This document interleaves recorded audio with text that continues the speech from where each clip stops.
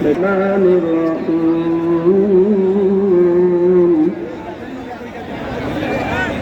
يا أيها الذين آمنوا استعينوا بالصبر والصلاة إن الله مع الصابرين ولا تقولوا لمن يقتل في سبيل الله يموت بل أحياء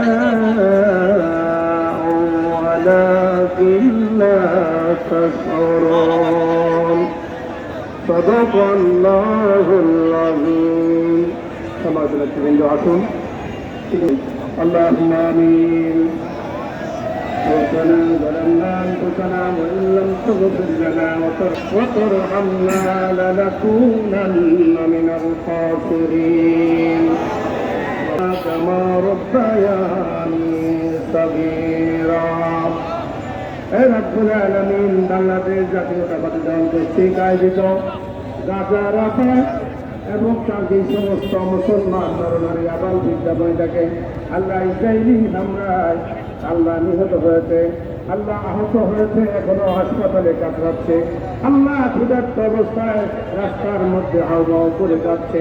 আল্লাহ তাদের উদ্দেশ্যে বাংলাদেশ জাতীয়তাবাদ দল কর্তৃক আয়োজিত আজকের এই প্রতিবাদ এবং র্যালিকে আল্লাহ আপনি কবুল মঞ্জুর করেন। রব্বুল আলামিন মেহেরবানি করে এই ফিলিস্তিনের মুসলমানদের আপনি জিম্মাদার হয়ে যান। আল্লাহ মুসলমানদের প্রথম কিবলা বাইতুল মুকাদ্দাস, আল্লাহ সেই বাইতুল মুকাদ্দাস তথা ফিলিস্তিনের মুসলমানদের উপরে নৃশংস অত্যাচার করছে। আল্লাহ মেহেরবানি করে গাইবি মহোদয় আপনি তাদেরকে হেফাজত করুন।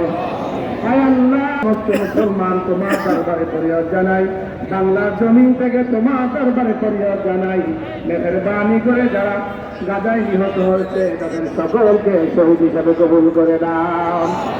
আল্লাহ বিশ্ব বিবেকবানদের কাছে আল্লাহ তুমি তাদের হৃদয়ে রহমত পয়দা করে দাও, তারা যেন গাজার নৃশংস হত্যার প্রতি, যাদেরকে হত্যা করা হয়েছে তাদের প্রতি আল্লাহ নমনীয় হয়ে ফিলিস্তিনকে একটি স্বাধীন রাষ্ট্র ব্যবস্থা করে দেয়।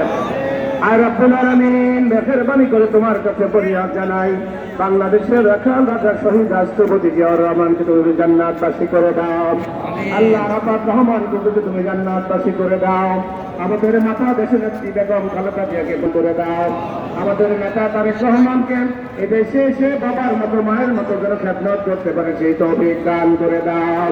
আল্লাহ গণতান্ত্রিক আন্দোলন করতে গিয়ে বিএনপির যেই সমস্ত নেতা কর্মীরা নিহত হয়েছে তাদের সকলকে আপনি কবুল মঞ্জুর করে নিন। সুবহানা রাব্বিকা রাব্বিল ইজ্জাতি আম্মা ইয়াসিফুন আলাল মুরসালিন ওয়ালহামদুলিল্লাহি রাব্বিল আলামিন। বিহাক্কি লা ইলাহা ইল্লাল্লাহ মুহাম্মাদুর রাসূলুল্লাহ।